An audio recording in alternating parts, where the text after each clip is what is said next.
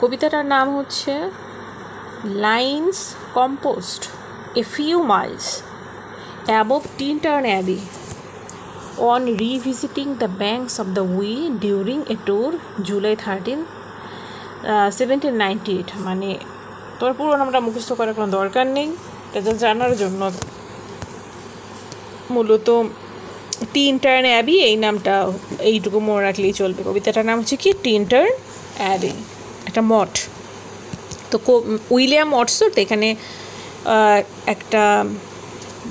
একটা হচ্ছে ট্যুর দিয়েছিলেন এখানে 1798 সালে।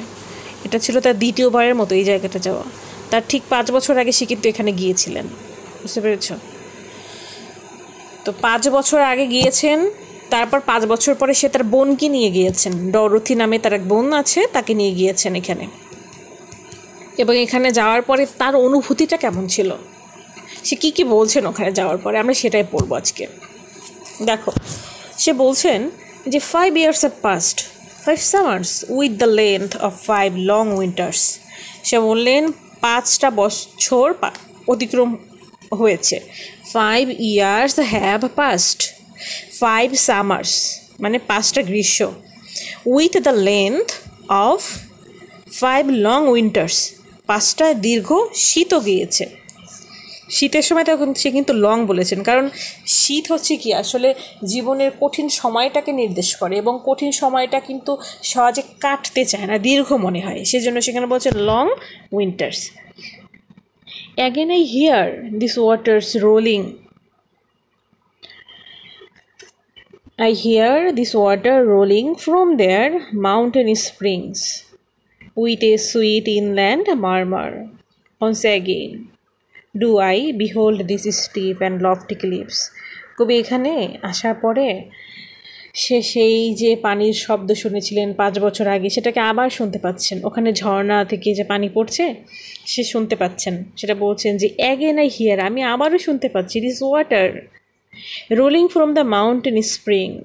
মাউন্টেন স্প্রিং বলতে এখানে যে পাহাড়ের চূড়া থেকে যে পানি পড়ছে, মানে ঝর্ণাকে বোঝাচ্ছে, সে আসলে জলপ্রপাত। হ্যাঁ, উইথ এ সুইট ইনল্যান্ড মারমার, অর্থাৎ এই যে পানি যখন পড়ছে সেটার যে একটা সাউন্ড, সেটাকে সে খুবই মধুর একটা শব্দ বলছেন। এবং সে আবার বলছেন যে আমি আবারও দেখতে পাচ্ছি, বিহোল্ড মানে হচ্ছে দেখতে পাই, আমি আবারও দেখতে পাচ্ছি, কি দেখতে পাচ্ছি? Steep and lofty cliff. Steep মানে খাড়া এবং উঁচু যে চূড়া, ক্লিফ বলতে হচ্ছে চূড়া, পাহাড়ের চূড়া সে দেখতে পাচ্ছেন, এটা সে বলছেন। Which on a world secluded scene impress. এই যে সেক্লুডেড সিন মানে হচ্ছে যে নির্জন একটা জায়গা, এটা তাকে ইমপ্রেস করছে। বন্য যে এই যে নির্জন জায়গাটা তাকে খুব ইমপ্রেস করছে। থটস অফ মোর ডিপ সেক্লুশন, এবং এটা তার যে চিন্তা, তার মধ্যে যে থটসগুলোকে আরও বেশি কী করছে, সেই চিন্তার মধ্যে আরও বেশি সেক্লুশন নিয়ে আসছে, আরও নীরবতা নিয়ে আসছে। হ্যাঁ, সেক্লুশন বলতে একাকিত্ব, নীরবতা, এটাকে বোঝায়। And connect the landscape with the quiet of the sky. এবং এখানে একটা পাহাড়ের কথা বলা হয়েছে। হ্যাঁ, তো পাহাড় যখন অনেক উঁচু হয় তখন মনে হয় কি যে পাহাড়টা হচ্ছে কি এই যে ভূমি এবং এই আকাশ দুটোকে কানেক্ট করেছে, বুঝতে পেরেছো? এইটা হচ্ছে এই লাইনটার মানে। কবি বলছেন যে পাহাড়গুলো এতই উঁচু যে মনে হয় কি যে সেটা হচ্ছে কি ভূমি এবং আকাশকে কি করেছে, কানেক্ট করেছে। হ্যাঁ, এটা বলছেন। তো এটাই দেখো বলা আছে যে in the opening line of Tintern Abbey, William Wordsworth reflect his return to Tintern Abbey. Say return করেছেন এখানে। এবং এখানে এটা একটা ভ্যালি, এখানে একটা ভ্যালি আছে, ভ্যালিটার নাম কি? এটা হচ্ছে WYE, Wye valley. After 5 long years he begins, সে শুরু করেছেন এভাবে যে সে 5টা গ্রীষ্ম, 5টা শীত অতিক্রম করেছেন।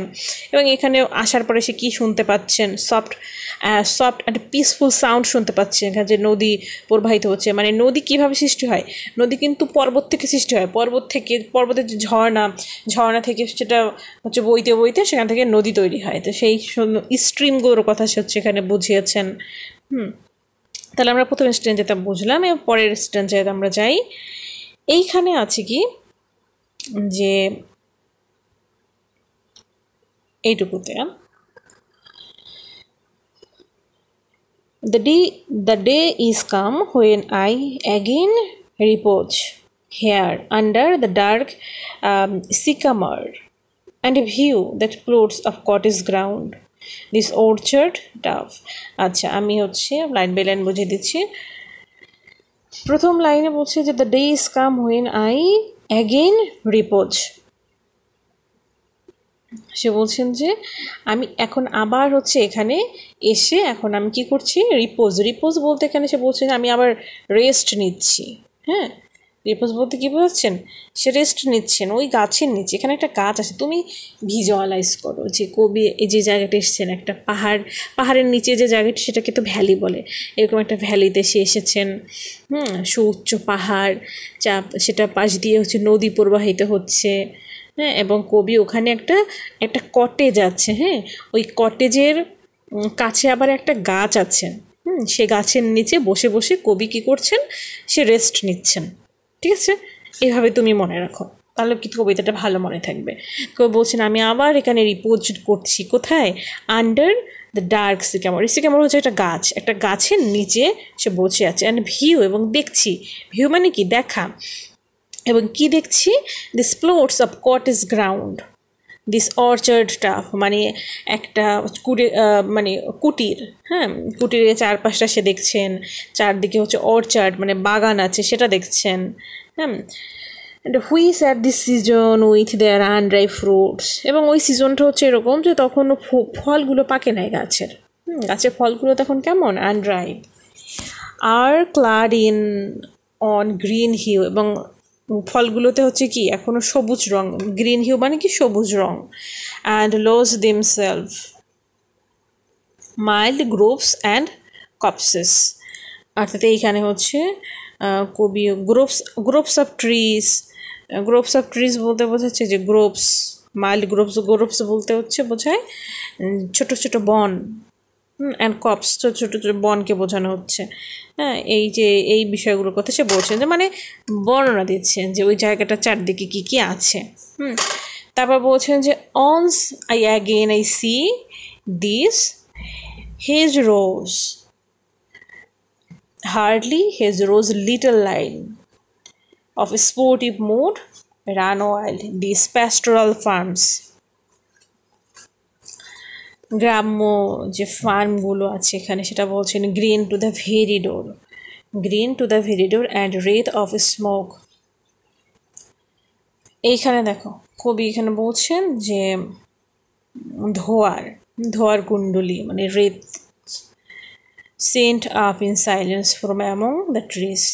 কবি যেখানে বসে রেস্ট নিচ্ছেন দূরে আর একটা বন থেকে ধোয়ার মতো সে কিছু দেখছেন, ধোয়া উড়ে আসছে। কবি বলছেন যে with some uncertain notice as might seen of vagrant dealers, কবি এখানে মনে করছেন যে ওই বনের মধ্যে কোনো ভবঘুরেরা হয়তো বসবাস করে। এই ভবঘুরেদের বলা হয় ভ্যাগ্রান্ট। হ্যাঁ, বলছেন যেখানে হয়তো ভ্যাগ্রান্ট ডিয়ালার্সরা থাকে। হ্যাঁ, যারা হচ্ছে কি হাউসলেস, মানে বনের মধ্যে তারা তাঁবু পেতে থাকে না, এরকম তাদের কথা বলছেন। অথবা এখানে কোনো একজন হারমিট মানে সন্ন্যাসীর একটা গুহা টুহা আছে, সেখানে সে আগুন জ্বালিয়ে কিছু করছে। Where by his fire the hermit sit alone. তো কবি ওই যে জায়গায় বসে আছেন সিকামোর গাছের নিচে, সেখানে বসে বসে সে দূরে থেকে ধোঁয়া দেখছেন, এবং তখন সে ভাবছেন এই ধোঁয়াটা কোথা থেকে আসছে। ঠিক আছে, এই হচ্ছে এই স্ট্যান্জাটা। তাহলে হচ্ছে আমি সংক্ষেপে যদি বলি কবি এখানে কি ডিসক্রাইব করছেন, যে সে যেখানে বসে আছেন সে চারদিকের সিনগুলো কেমন, দ্য সিন অ্যারাউন্ড হিম, যেখানে সিকামোর ট্রি আছে সেখানে সে রেস্ট নিচ্ছে, চারদিকে সবুজ মাঠ। হ্যাঁ, চারদিকে হচ্ছে কি আছে, cottage, orchard, groups of trees, এগুলো সে দেখছেন। আবার হচ্ছে হেজ রজ, মানে গাছের সারি, গুল্ম জাতীয় গাছ, হেজ রজ, এগুলো সে দেখছেন। এবং দূর থেকে যখন স্মোক আসছে, ধোঁয়া আসছে, তখন কবি ভাবছেন যে ওখানে কোনো হারমিট অথবা ভ্যাগ্রান্টসও ওখানে বসবাস করে। তারা হচ্ছে ফায়ার প্লেসে বসে আছে, ফায়ার প্লেসের কাছে, এবং সেখান থেকে ধোঁয়াটা আসছে। এইভাবে সে একটা সুন্দর একটা ডিসক্রিপশন দিলেন, কিন্তু না ছবির মতো লাগছে ডিসক্রিপশন শোনার পরে, আমরা যেন দেখতে পাচ্ছি চোখের সামনে এরকম কিছু একটা। আচ্ছা, এরপরের স্ট্যান্জাটা দেখো। এইখানে কবি বলছেন these beauteous forms through a long absence have not been to me as is a landscape to a blind man's eye. আচ্ছা কবি বলছেন এই যে সুন্দর যে দৃশ্যগুলো দিস বিউটিয়াস ফর্মস, এই সুন্দর যে দৃশ্যগুলো, দো এ লং অ্যাবসেন্স, যদি আমি দীর্ঘদিন হচ্ছে এখানে ছিলাম না, 5 বছর তো দীর্ঘ সময় তাই না, যদিও দীর্ঘ সময় ছিলাম না, have not been to me, কিন্তু এই দৃশ্যগুলো আমার চোখের বাইরে ছিল না। যে as is a landscape to a blind man's eye, কবি বলছেন যে একজন হচ্ছে ব্লাইন্ড মানে অন্ধ মানুষ, অন্ধ একজন মানুষের যে চোখ হচ্ছে তার মতো, মানে কবি বলছেন এখানে যেটা বলতে চাইছেন যে এখানে কবি এগুলো ভুলে যায় নাই। কবির কাছে মনে হয়েছে কি যে আচ্ছা যদি এরকম হয় যে একজন মানুষ একটা দৃশ্য দেখেছে, হ্যাঁ, দৃশ্য দেখার পরে সে অন্ধ হয়ে গিয়েছে, তারপরে সে আর কোনো অন্ধ হয়ে গেলে তারপর তো সে আর কোনো দৃশ্য দেখে না, তারপর তখন তার চোখে সবসময় কোন ছবিটা ভাসবে, সর্বশেষ যেই ছবিটা সে দেখেছে তাই না, সেই ছবিটা। তো কবির কাছে মনে হয়েছে এরকম যে এইখানে যে দৃশ্য দেখার পরে যেন সে অন্ধ হয়ে গিয়েছে, তারপর থেকে এই ছবিটাই তার চোখে ভাসছে, তার চোখের থেকে ওই ছবিটা কখনোই কি হয় নাই, দূরে চলে যায় না বা সে ভুলে যায় না জায়গাটা, সেই জন্য সেই লাইনটা বলছেন যে as is a landscape to a blind man's eye, মানে সেই জায়গাটাকে এত পছন্দ করেছেন। হ্যাঁ, but oft in lonely rooms and mid the din of towns and cities I have owed to them in hours of weariness, sensation sweet, felt in the blood and felt among the heart, and passing even into my purer mind. খেয়াল করো কবি এখানে কি বলছেন যে যখন কবি একাকী থাকতেন রুমের মধ্যে, ইন দ্য লোনলি রুম, অথবা শহর মানে টাউন অ্যান্ড সিটিস এগুলোর যে হচ্ছে ব্যস্ততা, এই যে এখানে সেটা বলছেন যে mid the din of towns and cities, শহরের জীবনে নানা রকম ব্যস্ততা থাকে না, এইসব ব্যস্ততা I have owed to them, ওই বলছেন এইরকম মুহূর্তগুলোতে আমি হচ্ছে এই যে জায়গাটার কাছে ঋণী, I have owed to them, কেন, কারণ হচ্ছে যে এই যে জায়গাটার যে সৌন্দর্য, এইটা যখন কবির মনে আসতো, কবির মনে হচ্ছে একটা শান্তি প্রবাহিত হতো। কবি বলছেন যে in hours of ওয়ারিনেস sensation sweet felt in my blood, যখন কবির কাছে খুবই ক্লান্তিকর মনে হতো তার জীবনের সময়গুলোকে, তখন এই যে স্মৃতিগুলো এই জায়গার, এগুলো তার কাছে একটা সুন্দর একটা অনুভূতি দিত, হ্যাঁ, তার মনের মধ্যে, সেটাকে কবি বলছেন সেন্সেশন সুইট, কি বলছেন সেন্সেশন সুইট, সেটা তার ব্লাডের মধ্য দিয়ে যেন প্রবাহিত হতো, এটা বলছেন যে felt in the blood felt in the heart, এবং সে হৃদয়ে সেটা অনুভব করতেন, সে তার হৃদয়ে এবং তার ব্লাডে কি করতেন, একটা সেন্সেশন, একটা সুইট সেন্সেশন ফিল করতেন ওই যে জায়গাটার জন্য, পাসিং ইনটু মাই পিওর মাইন্ড, এবং সেটা তার বিশুদ্ধ মনের মধ্য দিয়ে পাস করতো, কি বোঝাতে পেরেছি, মানে দেখো কবি কত সুন্দর করে জায়গাটা স্মৃতিচারণ করলেন, বুঝতে পেরেছ।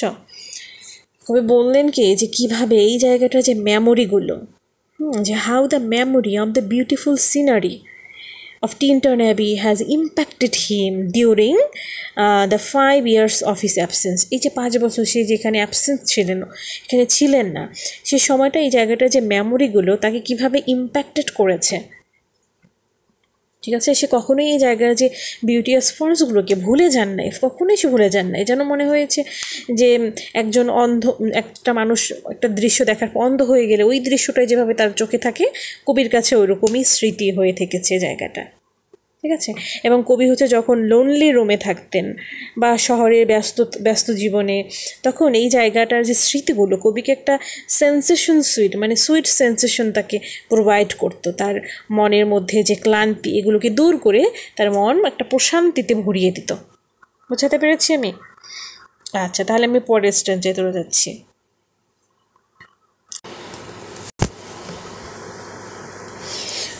With tranquil restoration, feelings too of unremembered pleasure, such perhaps as have no slight or trivial influence on the best portion of a good man's life. Her little nameless unremembered acts of kindness and love. এই পর্যন্ত কি বুঝিয়েছে সেটা বলি আমি। কবি হচ্ছে এখানে যেটা বলছেন এইটুকু আগে একটু দেখো, তাহলে ব্যাপারটা ভালো করে বুঝতে পারবে লাইনগুলোর।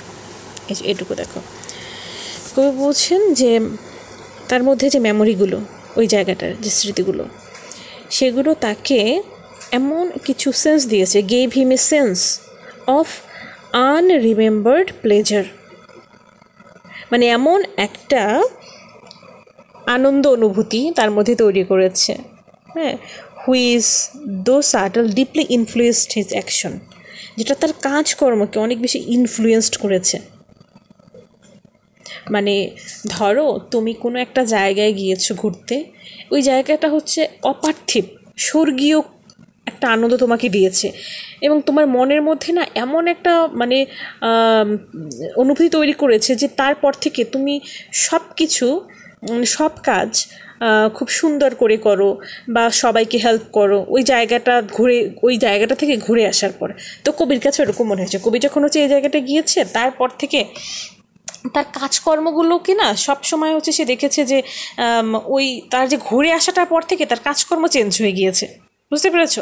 কবি এখান থেকে যখন ঘুরে আসছে সেটা তাকে, তার মনটাকে হচ্ছে গঠন করেছে, তার মাইন্ড, তার অ্যাকশন সব কিছুকে ইনফ্লুয়েন্স করেছে, ঠিক আছে? এবং তার মধ্যে যে ওই জায়গাটা থেকে ঘুরে আসার পরে যে একটা ফিলিংস তার মধ্যে, এটা না তাকে সবসময় ইন্সপায়ার্ড করতো যে ছোট ছোট কিছু কাজ করার জন্য, যেগুলো একদমই সেলফলেস, স্বার্থহীনভাবে যে কিছু কাজ করা, যেগুলো হচ্ছে কি অ্যাক্ট অফ কাইন্ডনেস। ধরো আমি ছোট ছোট কাজে যদি কিছু উদাহরণ দিই, যেমন আমি ধরো রাস্তা দিয়ে যাচ্ছি, যে একটা পাখি ধরো আটকা পড়ে আছে জালের মধ্যে, হ্যাঁ, আমি পাখিটাকে কী করলাম, যে জাল থেকে ওকে হচ্ছে ওখানে উদ্ধার করলাম। বা আমি রাস্তা দিয়ে হেঁটে যাচ্ছি, যে চলার পথে কিছু কাঁটা পড়ে আছে, আমি কাঁটাটাকে সরিয়ে রাখলাম। এই যে ছোট ছোট যে কাজ, এগুলোকে বলা হয় কি সেলফলেস অ্যাক্ট অফ কাইন্ডনেস। তো কবি না হচ্ছে এই যখন এখান থেকে ঘুরে আসছেন, তারপর না তার কাজকর্মে না ওই যে ঘুরে আসার যে স্মৃতিগুলো সবসময় একটা ইনফ্লুয়েন্স করেছে তার কাজে। তারপর থেকে সে কী করতো, ছোট ছোট অনেক কাজ করতো যেগুলো একদম সেলফলেস ছিল, ঠিক আছে? কবি এটা হচ্ছে এখানে বলছেন যে সে ছোট ছোট কিছু সেলফলেস অ্যাক্ট অফ কাইন্ডনেস এগুলো সে করতেন, এবং love that make of the best portion of ম্যাসলা। এসে বলছেন যে প্রকৃতির এই ইনফ্লুয়েন্সে সে যেইভাবে হচ্ছে তার কাজকর্মগুলো যেভাবে ইনফ্লুয়েসড হয়েছে, তার কাছে মনে হয় যে একটা মানুষের জীবনে এটা বেস্ট পোর্শন। আমাদের জীবনে আমরা যখন ছোট ছোট কিছু কাজ নিঃস্বার্থভাবে করি, সেগুলোই কিন্তু আমাদের জীবনে সব থেকে মানে উত্তম একটা অংশ গঠন করে। কবি এটা এখানে বলছেন। তাহলে এই যে এই কয়টা লাইনের মূল মানে কথাটা কি, সেটা হচ্ছে যে beauty of nature can shape hour moral character. প্রকৃতির সৌন্দর্য না আসলে মানুষের যে চরিত্র সেটাকে পরিবর্তন করতে পারে। হ্যাঁ, তুমি দেখবে যে তুমি একটা ফুলের বাগানে অনেকক্ষণ থাকো, দেখবে যে মানে তোমার মনের মধ্যে যে ফুলের যে একটা মাধুর্য, ফুলের যে সৌন্দর্য, সেটা তোমার মনকে প্রভাবিত করবে, এটা করতে বাধ্য। এবং এটা তোমরা নিশ্চয়ই খেয়াল করেছো, তোমরা যখন হচ্ছে একটা ফুলের দিকে তাকিয়ে থাকবে, বাগানের মধ্যে থাকবে, দেখবে যে তোমার মনটা একটা অপার্থিব আনন্দে ভরে যাবে, তখন তোমার ভালো ভালো কাজ করতে ইচ্ছে করবে। ফুলের মধ্যে থেকে তোমার কখন ইচ্ছে হয়েছে যে কোনো একটা খারাপ কাজে মনের মধ্যে কি আসছে কখনোই কিন্তু আসে না। তুমি একটা ফুলের বাগানে দাঁড়িয়ে দেখো, তোমার কাছে তখন মনে হবে যে আমি শুধু ভালো ভালো কাজ করি। মানে ফুলের সৌন্দর্যটা মানে হচ্ছে তোমাকে হচ্ছে যে কোনোভাবে তোমাকে ইনফ্লুয়েন্স করবে। কবি এটা বলতে চাচ্ছেন, মানে প্রকৃতি, এই যে ফুল বলো, শুধু ফুল না, ফুল পাখি, যেগুলো ন্যাচারাল যে বিষয়গুলো আছে, এগুলো না মানুষের ক্যারেক্টারকে কী করে, শেপ করতে পারে। বুঝতে পেরেছ? কবি হচ্ছে এই প্রকৃতির যে প্রভাব মানুষের কাজকর্মের উপরে, সেটা এখানে সে বুঝিয়েছেন খুব চমৎকারভাবে। আচ্ছা, তারপরে কবি কি বললেন যে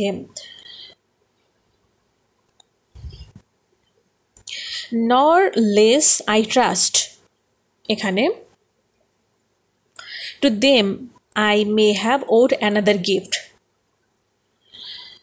আমি আরও একটা গিফট পেয়েছি প্রকৃতির কাছ থেকে। সে কবি বলছেন আমি আরও একটা গিফট পেয়েছি of some aspect more Sublime, যেটা আরও বেশি সাবলাইম। সাবলাইম বলতে বোঝায় আরও মহৎ।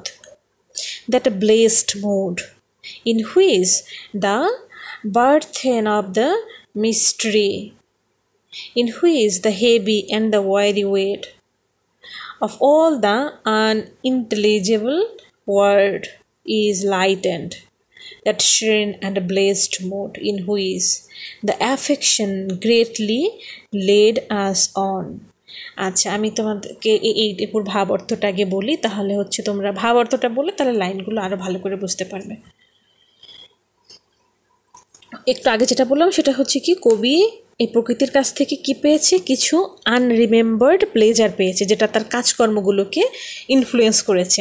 এবং তারপরের এই লাইনগুলোতে কবি আবার বললেন কি, যে প্রকৃতি তাকে আরও সাবলাইম কিছু দিয়েছে, এবং সেই সাবলাইম ব্যাপারটা হচ্ছে ব্লেসড মুড। কি দিয়েছে তাকে? Blessed mood. তার যে মুড, কবির মধ্যের যে একটা মুড, এইটাকে আরও বেশি কী করেছে, আশীর্বাদ পুষ্ট করেছে, ব্লেসড করেছে, তার মুডটাকে গঠন করেছে। মানে এখানে মুড বলতে কী বোঝানো হচ্ছে, ধরো আমরা যখন ছোট থাকি তখন হচ্ছে আমাদের মুড কীরকম থাকে, যে আমরা সব কিছু বুঝতে পারি না সহজে, তাই না? হ্যাঁ, আমরা সব কিছুতে হচ্ছে অনেক তাড়াতাড়ি হচ্ছে একটা আনন্দ লাভ করি, হ্যাঁ, আবার অনেক বেশি এক্সাইটেড হয়ে যায়, এরকম একটা মুড থাকে, অনেক এক্সাইটমেন্টের একটা মুড থাকে, তাই না? আবার যখন ধীরে ধীরে আমরা যখন যত বড় হতে থাকি আমাদের মুড কিন্তু চেঞ্জ হয়ে যায়, আমরা কিন্তু সব কিছুকে আরও ডিপলি ভাবতে শিখি, তাই না, বয়সের সাথে সাথে। তো কবির মুডটা হচ্ছে চেঞ্জ হয়ে গিয়েছিল ওখান থেকে ঘুরে আসার পরে, কবির মুডটা আরও ব্লেসড হয়ে গিয়েছে। এখন কবির কাছে সব কিছু আরও বেশি শান্ত এবং স্পষ্ট মনে হয়। কবি আগে যে ব্যাপারগুলো বুঝতে পারতেন না সেগুলো সে এখন বুঝতে পারে এই প্রকৃতিকে অবলম্বন করার পরে। কারণ প্রকৃতি থেকে মানুষ কিন্তু অনেক কিছু শিখতে পারে। কবি এইটাই এখানে বোঝাতে চেয়েছেন, যে এটা এখান থেকে আসার পর কবির যে একটা ব্লেসড মুড, সেটা হচ্ছে কেমন ছিল, অনেক বেশি কাম অ্যান্ড ক্লিয়ারিটি সেখান থেকে অর্জন করেছে। এবং সে বোঝাতে চাইছেন যে তার মুডটা হচ্ছে এরকম হয়েছে যে জীবনে যে মিস্ট্রিগুলো আছে, জীবনে যে ওয়ারি ওয়েটগুলো আছে, ওয়ারি ওয়েট মিস্ট্রি বলতে বোঝাচ্ছে কি, জীবনের মধ্যে যে জটিলতা, জীবনের মধ্যে যে বিভিন্ন কমপ্লেক্সিটি থাকে, নানা রকমের ঝামেলা থাকে না আমাদের জীবনে, এই যে মানুষ আমাদেরকে কষ্ট দেয়, তারপর হচ্ছে আমরা অনেক জায়গায় আমরা প্রতারিত হই, হ্যাঁ, বা আমরা অনেকে স্ট্রাগল করি, হ্যাঁ, অনেক কিছুর জন্য, কত কিছু আমাদের জীবনে মিস্ট্রি, হেভি ওয়েট, তুমি বলছেন এগুলো না তার কাছে ধীরে ধীরে অনেক লাইটার হয়ে গিয়েছিল। এই যে ইজ লাইটেন্ড মানে হালকা হয়ে গিয়ে, আগে ওগুলো নিয়ে কবি কাছে ওগুলোকে অনেক বোঝা মনে হতো, হ্যাঁ, সে রহস্য জট খুলতে পারতেন না, হ্যাঁ, জীবনের যে মানে হার্শ রিয়েলিটিস এগুলো তার কাছে অনেক ভারী মনে হতো। কিন্তু এখান থেকে ঘুরে আসার পর না ওগুলোকে খুব হালকা মনে হয়েছে কবির কাছে। দেখেছো কত চমৎকারভাবে কবি এখানে বললেন যে সব কিছু তারপর কি হয়েছে, লাইটেন্ড হয়ে গিয়েছে তার কাছে, কারণ সে একটা ব্লেসড মোড পেয়েছে। এবং সে মোডটা কেমন, এই যে serene and blessed mood in which the affection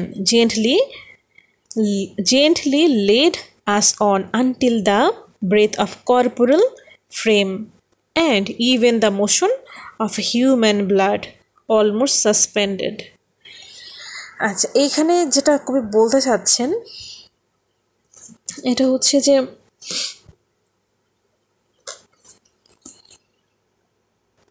corporal frame বলতে না এখানে বোঝানো হয় মানুষের যে শরীর, হ্যাঁ, মানে ফিজিক্যাল বডি। আচ্ছা, এই জায়গাটা একটু দেখো, তাহলে লাইনগুলো একটু মানে ডিফিকাল্ট আছে বোঝা, তাই আমি এখান দিয়ে তোমাকে দেখাচ্ছি যে it is as if his physical body and earthly concern fade away. কি বুঝলে? কবির কাছে কি মনে হয়েছে, ওই যে জীবনে যে মিস্ট্রি, ডিফিকাল্টি এগুলো তো লাইটার হয়ে গিয়েছে এবং সে এখন একটা শান্তি অনুভব করতেছে। তো শান্তি অনুভব করার পর কবির কাছে মনে হয়েছে যে তার যে মানে পার্থিব যে জীবন, মানে তার যে ফিজিক্যাল বডি এবং তার পার্থিব জীবনের যে চিন্তা, দৈহিক যে ব্যাপারগুলো থাকে না, ফিজিক্যাল বডি, তারপর হচ্ছে আর্থলি, এই বিষয়গুলো যে একটা কনসার্ন কবির মধ্যে ছিল সেটা ধীরে ধীরে চলে গিয়েছে, ফেড অ্যাওয়ে হয়ে গিয়েছে। এবং তার সোল হ্যাঁ, এটা কি করেছে, soul connect deeply with the world around him, এবং তার চারদিকের যে পৃথিবীটা, হ্যাঁ, চারদিকের জগতের সাথে তার যে সোল, তার যে আত্মা, সেটা কানেক্টেড হয়ে গিয়েছে। এখন আর সে আর্থলি এবং ফিজিক্যাল বিষয়গুলো নিয়ে সে বেশি উদ্বিগ্ন না। বুঝতে পেরেছ? এখন হচ্ছে কবির সোলটাই হচ্ছে কবির কাছে এখন আসল। কবির সোলটা কিসের সাথে কানেক্ট হয়েছে? তার চারদিকের পৃথিবীর সাথে। হ্যাঁ, এবং তখন হচ্ছে কি যে দিস হারমোনিয়াস স্টেট, এখন এখানে একটা ঐক্য তৈরি হয়েছে কবির সাথে, চারদিকের পৃথিবীর একটা ঐক্য তৈরি হয়েছে, এবং এই ঐক্যটা কবিকে অ্যালাউ করছে, কি অ্যালাউ করছে, to see into the life of things, যেটা মিন করছে কি যে সে হচ্ছে চারপাশের সব কিছু সম্পর্কে না একটা ডিপার ইনসাইট সে গেইন করেছে, মানে যেটাকে আমরা বলি অন্তর্দৃষ্টি। কী বলি আমরা? অন্তর্দৃষ্টি। দেখবে তুমি যখন হচ্ছে এই প্রকৃতির যে সব কিছু অনুধাবন করতে পারবে, অনুভব করতে পারবে, তুমি দেখবে যে প্রকৃতির সাথে মানুষের জীবনের কোথায় যেন একটা মিল আছে। প্রকৃতি অনেক কিছু শেখাতে পারে মানুষকে। এখন মানুষ তো ওভাবে প্রকৃতি নিয়ে ভাবে না। তো কবি বলছেন যে কবির মধ্যে এখন একটা অন্তর্দৃষ্টি তৈরি হয়েছে। যে কবি বলছেন না যে see into the things of life, এটার মানে হচ্ছে চারপাশে পৃথিবীর সম্পর্কে সে গভীরভাবে ভাবার যে একটা অ্যাবিলিটি, সেটাকে গেইন করেছে, যেটাকে বলা হয় প্রোফাউন্ড ইনসাইট। এবং সে দেখতে পাচ্ছেন কি ইন্টারকানেক্টেডনেস। ইন্টারকানেক্টেডনেস মানে কি? পৃথিবীর সব কিছু একই সূত্রে গাঁথা, সেই ইউনিভার্সাল ট্রুথটাকে সে গেইন করতে পেরেছেন। কিভাবে? এই প্রকৃতির সাথে এই কমিউনিয়নের মধ্য দিয়ে। এইটাই হচ্ছে এখানে বোঝানো হয়েছে। এখন আমি এখান থেকে আবার একটু বলছি যে কবি বলছেন কি যে in which the affection gently laid us on until the breath of the corporal frame। এই যে কর্পোরাল ফ্রেম বলতে কবি বোঝাচ্ছেন যে তার যে দৈহিক যে বিষয়গুলো, and even the motion of our human blood almost suspended, we are laid asleep in body and become a living soul. এবং কবি একটা লিভিং সোল হয়ে গিয়েছে এখন। While with an eye made quiet into the power of harmony. এবং কবির কাছে একটা ঐক্য তৈরি, মানে প্রকৃতির সাথে একটা ঐক্য তৈরি হয়েছে, একটা হারমোনি ক্রিয়েট হয়েছে। And the deeper power of joy, deeper power of joy we see into the life of things. এইটা মানে হচ্ছে কবি হচ্ছে কি এখন দেখতে পাচ্ছেন, we see into the life of things, প্রকৃতির সব কিছু গভীরভাবে দেখার যে একটা ডিপার পাওয়ার সে অর্জন করেছেন। এই হচ্ছে এখানের মিনিং। তাহলে এই পুরো স্টেঞ্জায় কবি কি বললেন? কবি বললেন যে এই স্মৃতিগুলো কবির কাজকর্মকে কীভাবে ইনফ্লুয়েন্স করেছে, তারপর কবির মুডটাকে কীভাবে ইনফ্লুয়েন্স করেছে, তার যে ব্লেসড মুড দিয়েছে, তারপর হচ্ছে কবিকে একটা অন্তর্দৃষ্টি দিয়েছে, এখন কবি সব কিছুকেই গভীরভাবে দেখতে পারছে। এই হচ্ছে মূল কথা।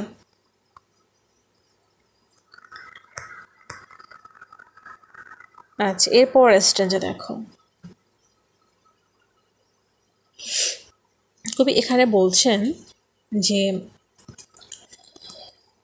If this be but a vain belief, yet oh how oft in darkness and amid the many shapes of joyless daylight, when the fruitful is stared, unprofitable and the fever of the world।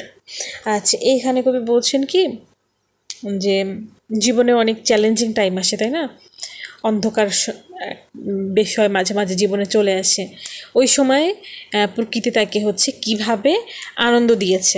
আচ্ছা, আমি এখান থেকে আগে পড়াচ্ছি, তাহলে তোমরা হচ্ছে লাইনগুলো ভালো করে মনে রাখতে পারবে, হ্যাঁ, ভালো করে বুঝতে পারবে।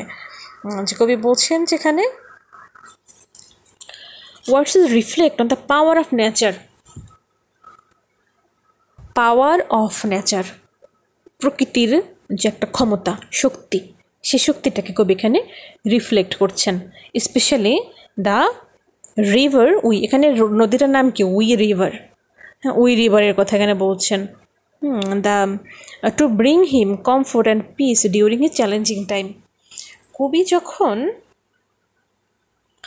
তার জীবনের একদমই চ্যালেঞ্জিং টাইমে ছিলেন, তখন ওই সময়ে এই নদীটা তাকে কি করেছে, একটা কমফোর্ট অ্যান্ড পিস, শান্তি এনে দিয়েছে। হি অ্যাকনলেজেস, কবি এখানে স্বীকার করেছেন যে his belief in nature's ability to uplift the spirit might be vein.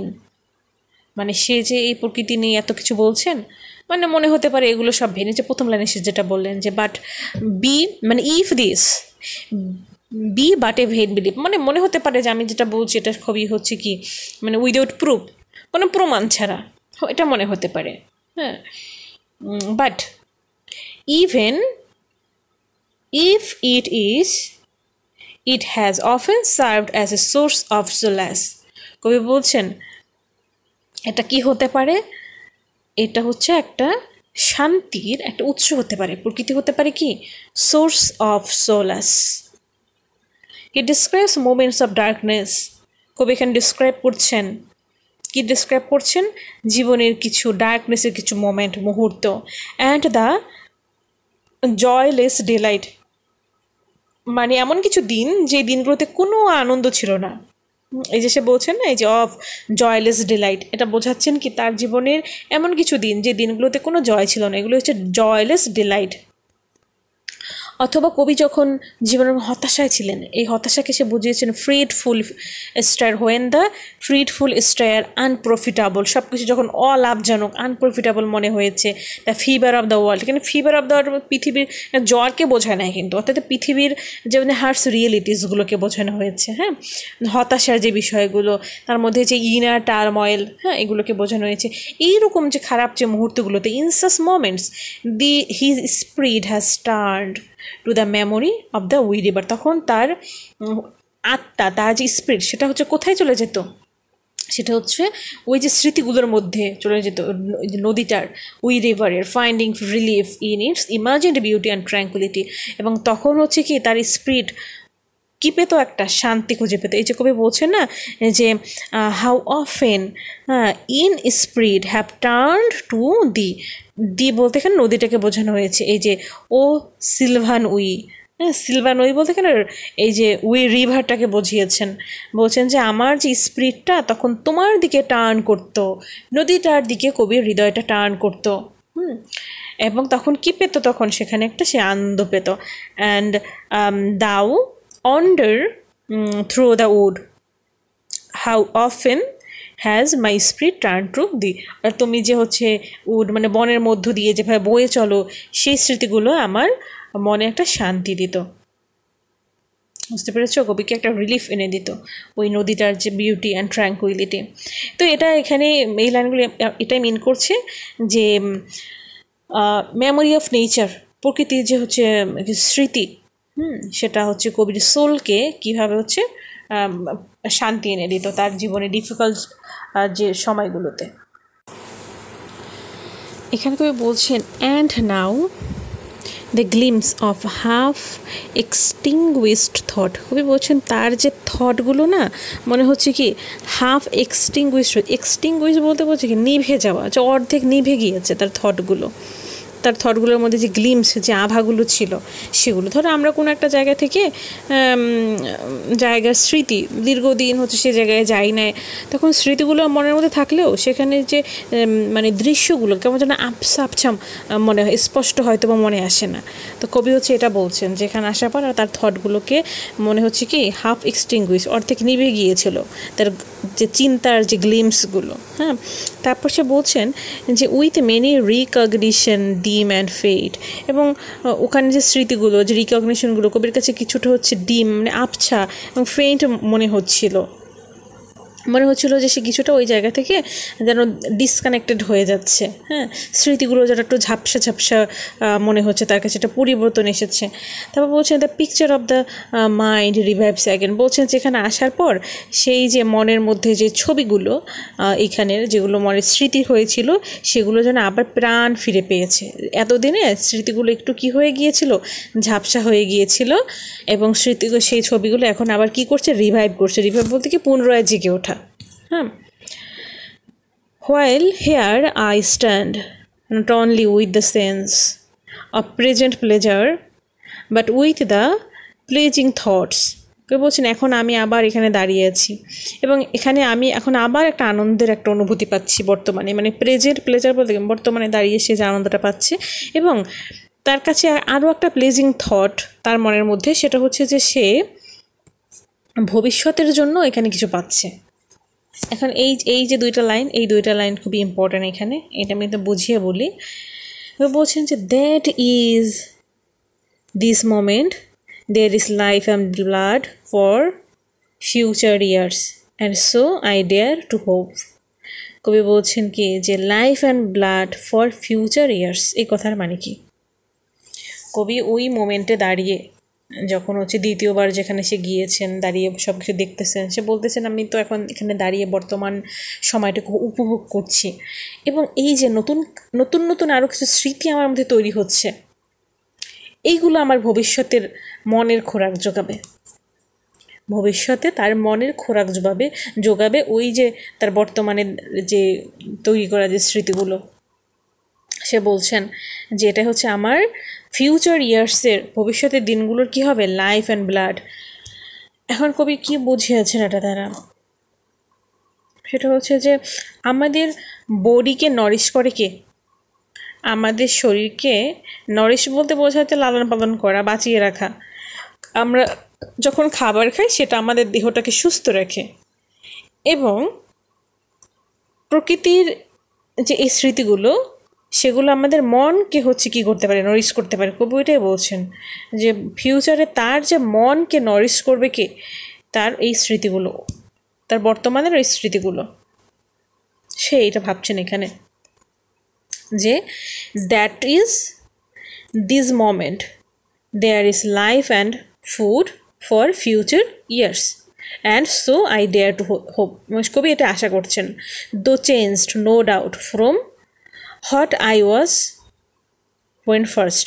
কবি বলছেন যে যদি আমি প্রথম যেরকম ছিলাম তার থেকে আমি চেঞ্জ হয়ে গিয়েছি। কবি এখানে একটা চেঞ্জের কথা বলেছেন, কিন্তু কি চেঞ্জের কথা বলেছেন? প্রথমবার কবি যখন এসেছিলেন তখন কবি প্রকৃতির দিকে যেই দৃষ্টিতে তাকাতেন, যেই পার্সপেক্টিভ ছিল প্রকৃতির প্রতি তার, সেটা এখন পাল্টে গিয়েছে।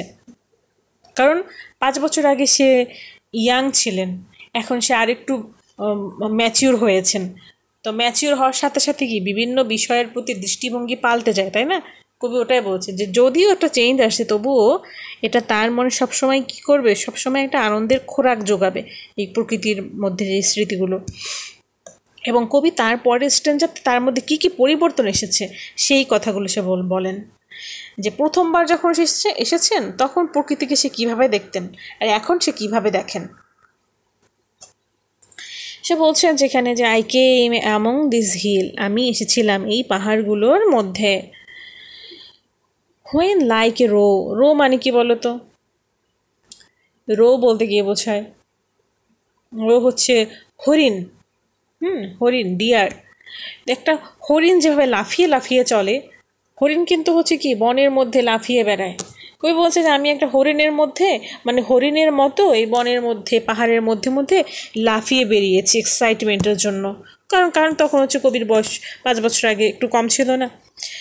তো বলছেন যে I bounded over the mountains by the sides of the deep rivers and the lonely streams. কবি কী কী করছেন এই 5 বছর আগের কথা কিন্তু বলতেছেন এখানে। সে বলছেন যে আমি মাউন্টেনের উপরে হচ্ছে উঠেছিলাম, এর পাশে যে নদীগুলো বইছে, ডিপ রিভার্স, লোনলি স্ট্রিম, সেগুলোর পাশ দিয়ে হচ্ছে সে হেঁটেছে। Wherever nature led more like a man flying from something that he dread than one who sought the thing he loved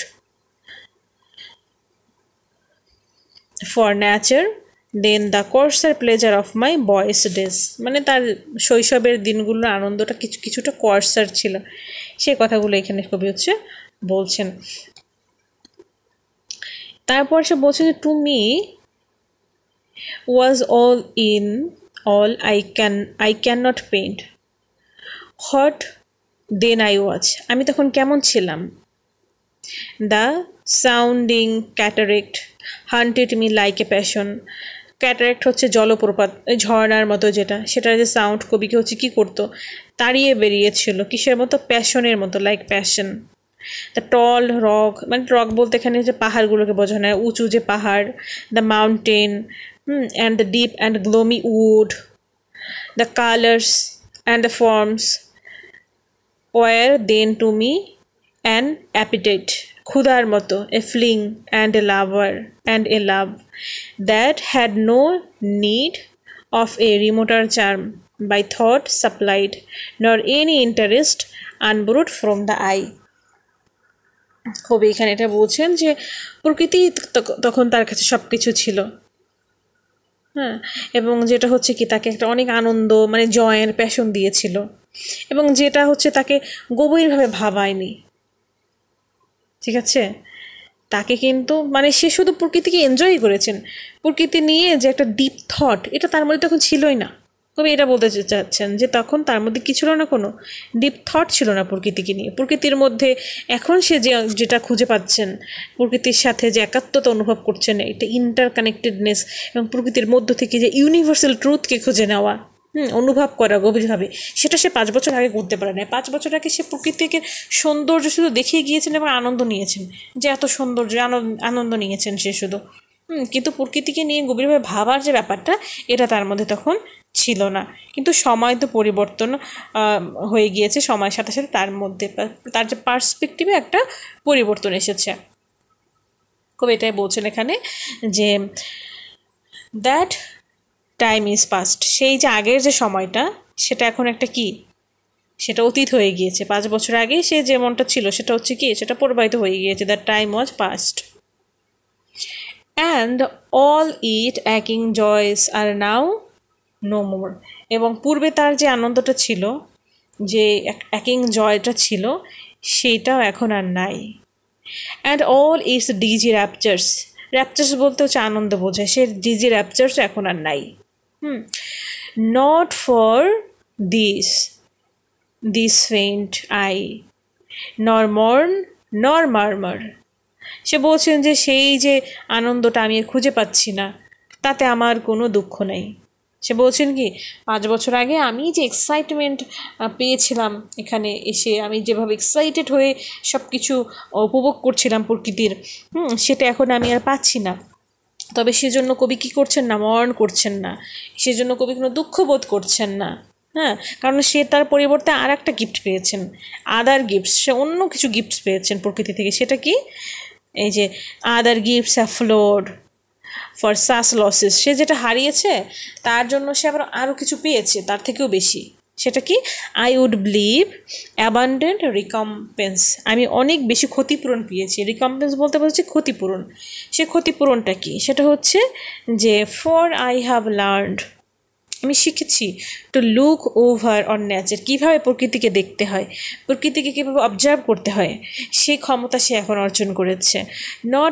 not as in the hour of thoughtless youth, এবং তার ইয়ুথটাকে সে বলছেন কি thoughtless. তখন তো আমি যখন young ছিলাম 5 বছর আগে, তখন তো আমি চিন্তা করতাম না প্রকৃতি নিয়ে, আমি ডিপ থট আমার মধ্যে ছিল না। বলছেন যে but hearing oftentimes the still the sad music of humanity, বলছেন যে আমি এখন প্রকৃতির মধ্যে আমি মানবতার যে মানে দুঃখপূর্ণ গানকে শুনতে পাই। অর্থাৎ সে এখন মানুষের জীবনকে খুঁজে পায়। 5 বছর আগে সে মানুষের জীবনকে তো খুঁজে পায় না প্রকৃতির মধ্যে, এখন সে হিউম্যানিটির স্যাড সং শুনতে পান প্রকৃতির মধ্যে। বুঝতে পেরেছ? এইভাবে হচ্ছে যে প্রকৃতির প্রতি তার যে দৃষ্টিভঙ্গি পাল্টে গিয়েছে সেটার কথা সেখানে চমৎকারভাবে বলেছেন যে nor harsh nor grating thought of ample power to chasten and subdue. কবি এভাবে হচ্ছে বললেন যে স্যাড মিউজিক অফ হিউম্যানিটি এটা শুনতে পাচ্ছেন, এবং এটা দ্বারা সে বুঝিয়েছেন কি, এটা বুঝিয়েছেন যে লাইফের যে কমপ্লেক্সিটিগুলো, যে স্ট্রাগলগুলো, সেগুলোর কথা।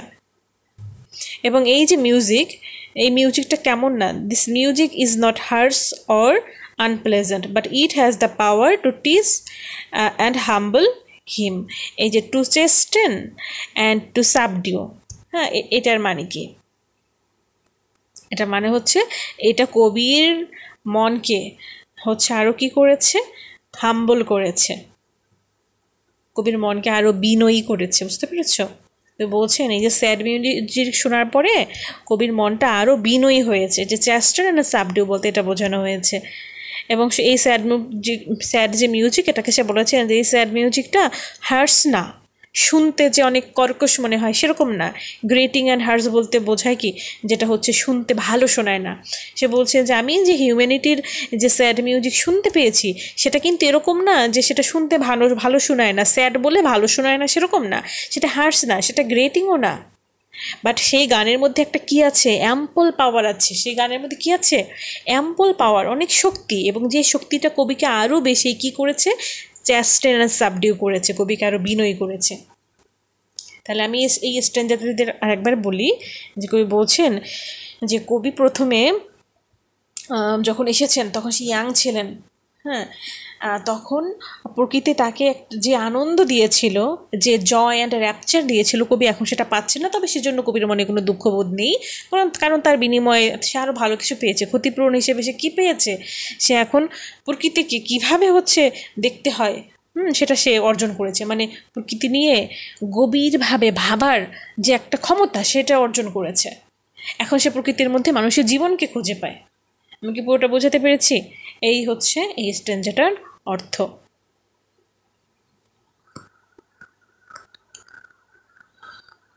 আচ্ছা, পরের স্ট্রেঞ্জা যাচ্ছি। এখানে কবি বললেন যে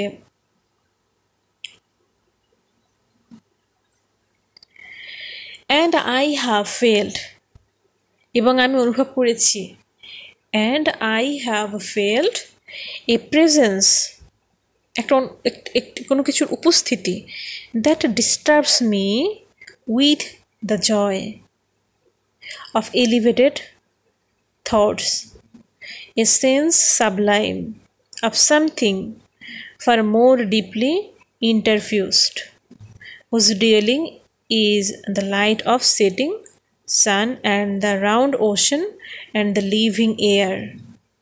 আচ্ছা, এইখানে কবি কি বলেছেন, এখান থেকে দেখো যে কবি এখানে ডিসক্রাইব করছেন a profound and spiritual experience he feels while surrounded by nature. কবি যখন প্রকৃতির মধ্যে থাকেন, সারাউন্ডেড হয়ে থাকেন, তখন কবি একটা স্পিরিচুয়াল এক্সপিরিয়েন্স এবং হচ্ছে সে অর্জন করেন, আধ্যাত্মিক একটা অভিজ্ঞতা তার হয়। তার সেই আধ্যাত্মিক যে অভিজ্ঞতা, স্পিরিচুয়াল এক্সপিরিয়েন্স, সেই ফিলিংয়ের কথা সেখানে বলছেন, সেটা তার আনন্দটাকে কী করে, ডিস্টার্ব করে। এই যে হি senses powerful presence in the natural world on that fills him with a mixture of joy and awe. This presence inspire, এবং এই অনুপস্থিতি, কোনো কিছুর একটা উপস্থিতি টের পাচ্ছেন, এই যে একটা কিছুর উপস্থিতি টের পাচ্ছেন কিন্তু দেখতে পাচ্ছেন না, শুধু ফিল করছেন। তার মানে এখানে কিন্তু মিন করেছে স্পিরিচুয়াল একটা বিষয়, আধ্যাত্মিক একটা বিষয়। কারণ আধ্যাত্মিক বিষয় তো চোখে দেখা যায় না, এটাকে শুধু অনুভব করা যায়। হ্যাঁ, কবি এটা এখানে বলছেন যে এই যে কোনো কিছুর একটা উপস্থিতি, সেটা তাকে কী করেন, তাকে ইন্সপায়ার করেন কি করতে, তার মধ্যে এলিভেটেড কিছু থট, মানে এলিভেটেড বলতে বোঝাচ্ছে কি, উচ্চ চিন্তা ধারণা, হ্যাঁ, তার মধ্যে উচ্চ চিন্তা ধারণা ইন্সপায়ার করে। সেটা হচ্ছে কি deep and meaningful reflection that go beyond everyday life, যেটা হচ্ছে আমাদের স্বাভাবিক জীবনের সাধারণ যে বিষয়গুলো নিয়ে ভাবার বিষয় না, হ্যাঁ, সেটা হচ্ছে অনেক উঁচু বিষয় নিয়ে ভাবার কিছু, তার ব্রেনে হচ্ছে কি করে, ইনফিউজ করে আর কি। তাহলে এখানে কি বোঝানো হচ্ছে যে প্রকৃতির মাঝে থাকার সময় কবি এমন একটা কিছু উপস্থিতি টের পান, যেটা হচ্ছে কি তাকে বড় বড় জিনিস নিয়ে ভাবতে অনুপ্রাণিত করে। এটা সে বলছে যে presence that disturbs me with the joy of elevated thoughts দ্বারা তাকে ইন্সপায়ার করে, এ সেন্স অফ সাবলাইম, এবং সেই সেন্সটা হচ্ছে তো কবির কাছে অনেক মানে মহৎ, উচ্চ, এটাকে বলা হচ্ছে sublime, of something far more deeply interfused, whose dwelling is in the light of setting sun. কবি এখানে বলছেন কি, এখানে দেখো বিশ্লেষণ করা আছে, হোয়াটস অর্থ cause this presence is a sense sublime which means it is something grand, inspiring and deeply spiritual. He believes it is not limited to any part of nature, এটা প্রকৃতির কোনো একটা অংশ না, বাট ইজ সামথিং ইন্টারফিউজড, মানে এটা হচ্ছে এরকম যেটা হচ্ছে ছড়িয়ে আছে চারদিকে। This presence lives in the beauty of nature, in the light of sunset, vastness of ocean, the air and the endless blue sky. এবং কবি এইখানে বলছেন যে এইখানে সে যেটা টের পাচ্ছেন যে বিষয়টার, সেটা কোথায় কোথায় থাকে। দেখো সেটা কোথায় কোথায় থাকে, সেটিং সানের মধ্যে থাকে। কোথায় থাকে? এই যে হুজ ডিয়েলিং মানে কি, ওই যেটার উপস্থিতি সে টের পাচ্ছেন। স্পিরিচুয়াল যে বিষয়টা সে ফিল করছেন, সেটার বসবাস করার স্থান। ডিওলিং মানে হচ্ছে কি, ডিওলিং মানে হচ্ছে বাসস্থান। তো সেটার বাসস্থান কোথায়? সেটার বাসস্থান হচ্ছে in the light of the setting sun. Sun যখন অস্ত যায় তখন সেটার যে আলো, সে আলোর মধ্যে এটা থাকে। আর কোথায় থাকে? অ্যান্ড দ্য রাউন্ড ওশেন, মানে মহাসাগরের, বিশাল মহাসাগরে থাকে। আর কোথায় থাকে? ইন দ্য লিভিং এয়ার, বাতাসে থাকে। আর কোথায় থাকে? And in the blue sky, নীল আকাশে থাকে। And in the mind of man, এবং মানুষের মনের মধ্যে থাকে। Emotion and spirit that impels all thinkings, all object of all thoughts and rules through all things. এখন তোমরা একটু গেস করো তো কবি এইটুকুতে কার কথা এখানে মিন করেছেন। এই যে আমি পড়িয়ে দিচ্ছি। The poet feels the presence in the human mind. এবং কবি কিন্তু এটাও বলছেন সে মানুষের মনের মধ্যেও ওইটার উপস্থিতি টের পান। As if it connects all living beings. এবং কবি মনে করেন যে এই যে একটা স্পিরিচুয়াল একটা বিষয়, সেটা পৃথিবীর সব কিছুকে কী করে আছে? কানেক্ট করে আছে। হ্যাঁ, সব কিছুকে কানেক্ট করে আছে। He describes it as a motion and spirit. এবং কবি সেটাকে কি বলছেন? একটা মোশন এবং একটা স্পিরিট হিসাবে সে বলছেন। এবং এটা দ্বারা সে বুঝিয়েছেন একটা ফোর্স অথবা একটা এনার্জি, একটা শক্তি, that moves through all things. হ্যাঁ, যেটা সব কিছুর মধ্য দিয়ে কী করে? মুভ করে। পৃথিবীর সব কিছুর মধ্য দিয়ে সেটা মুভ করে এবং সবাইকে কী করে যায়? ইউনাইটেড করে যায়, একত্রিত করে যায়। This spirit drives all living creature. এবং এই যে স্পিরিট, এই যে ফোর্স, এটা কি করে? সকল জীবন্ত যে প্রাণী, লিভিং ক্রিয়েচার, সবাইকে ড্রাইভ করে। ড্রাইভ মানে কি? পরিচালনা করে, সবাইকে পরিচালনা করে। তাদের থটস, তাদের এভরিথিং, সব কিছু পরিচালনা করে। এই যে কবি এখানে বলছেন না যে emotion and a spirit that impels, যেটা ইম্পেল করে। ইম্পেল মানে কি বলো তো? ইম্পেল মানে কোনো কিছুকে ড্রাইভ করা, পরিচালনা করা। যেটা ইম্পেল করে কাকে? All thinking things, all object of all thoughts, সব কিছুকে, পৃথিবীর সকল কিছুকে ইম্পেল করে। And roll through all things. Roll through বলতে এই যে সকল জিনিসের মধ্য দিয়ে এটা মুভ করে। হ্যাঁ, এই স্পিরিটের কথা সে বলছেন যে এই যে flowing like a universal current that rules around all things. এবং এই লাইনগুলোতে ওয়ার্ডসওয়ার্থ মূলত যেটা এক্সপ্রেস করতে চেয়েছে সেটা হচ্ছে তার এই যে প্যানথিজমের আইডিয়াটা। তাহলে এখান থেকে কিন্তু একটা এমসিকিউ আসতে পারে। হ্যাঁ, যে এই ধরো দুইটা লাইন উঠিয়ে দিল এখান থেকে, যে এইখানে কবির কোন ধারণাটা হচ্ছে এক্সপ্রেসড হয়েছে, তখন বলবি কি এখানে প্যানথিজমের ধারণা। প্যানথিজম কি? সেটা হচ্ছে যে গড সব কিছুর মধ্যে প্রেজেন্ট থাকেন, প্রকৃতির সব কিছুর মধ্যেই কি সৃষ্টিকর্তা উপস্থিত থাকেন, এই বিশ্বাসটাকেই বলা হয় প্যানথিজম। ঠিক আছে? God or divine spirit is present throughout nature and universe. এখানে কবি কী বলেছেন দেখো, যে therefore am I still a lover of the meadows and the woods and mountains and of all that we behold from this greener earth, of all the mighty world of eye and ear, both they what they have created. আচ্ছা, কবি এখানে যেটা বোঝাচ্ছেন যে এখন তো কবি mature হয়েছেন। কবি এখন প্রকৃতিকে কীভাবে দেখছেন? অন্য চোখে দেখছেন, ম্যাচিউর আই দিয়ে দেখছেন। তার এই যে ম্যাচিউর অ্যাপ্রিসিয়েশন, এটা থেকে কী করছে? প্রকৃতিকে এখন মানে he sees nature as more than just a source of joy. কবি এখন এটাকে শুধুমাত্র আনন্দের একটা উৎস হিসেবে দেখেন না, it has become his teacher, guide and moral anchor. কবি এখন শুধু প্রকৃতিকে কী হিসেবে দেখেন না, আনন্দের উৎস হিসেবে দেখেন না, কবি এখন এটাকে দেখেন কবির শিক্ষক হিসেবে, কবির শিক্ষক হিসেবে, কবির একজন গাইড এবং মরাল অ্যাঙ্কর হিসেবে। সেটাই কবি এখানে বলছেন। এই যে এইখান দিয়ে এই ধারণাটুকু মনে রাখলে চলবে, the anchor of my purest thoughts, the anchor of my purest thoughts, the nurse, the guide, the guardian of my heart and soul of all my moral beings. কবির যে মরালিটি, তার মধ্যে নৈতিকতা, এই নৈতিকতাকে কী করে, নৈতিকতাকে গাইড করে।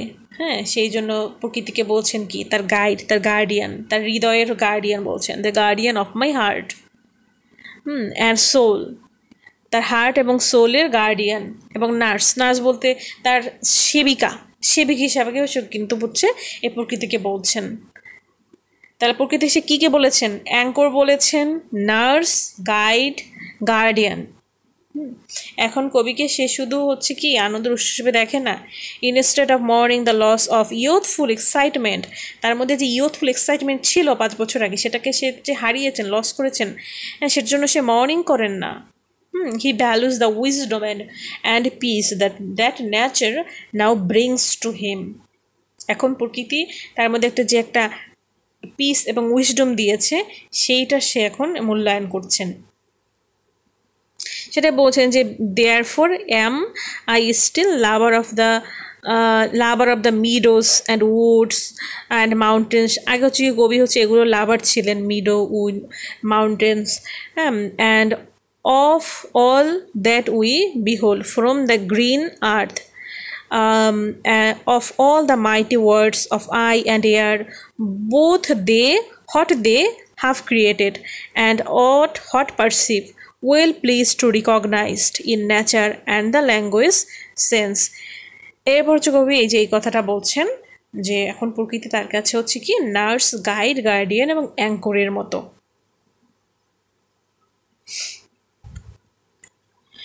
আর এই স্ট্যান্জাটা না, এটা হচ্ছে তার বোনকে নিয়ে সে যে কথাগুলো বলেছেন, তার বোন তার সাথে এসেছেন, এবং তার বোনকে উদ্দেশ্য করে সেখানে কিছু কথা বলেন।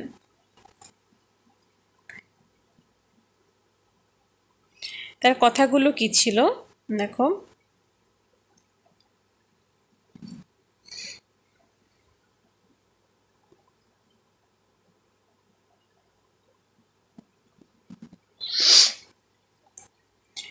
WhatsApp addresses his beloved sister Dorothy. ডরথিকে অ্যাড্রেস করে কবি এখানে এক্সপ্রেস করেন যে expresses his love for her and his hopes for her future. He tells her that even if he did not have nature as a guide,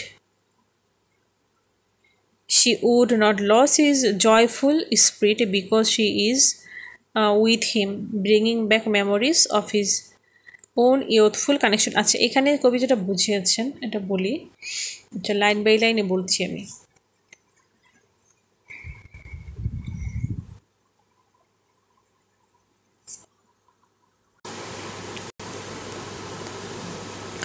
কবি এখানে বলছেন যে নর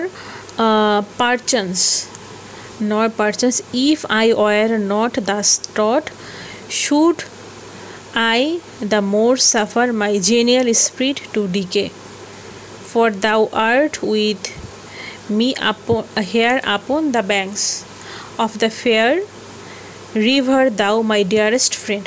কবি হচ্ছে তার বোনকে এখানে ডিয়ার ফ্রেন্ড বলেছেন, এবং সে এখানে বলতে যাচ্ছেন যে কবি তার যে জয়ফুল স্পিরিট সেটাকে তো সে হারিয়ে ফেলেছেন।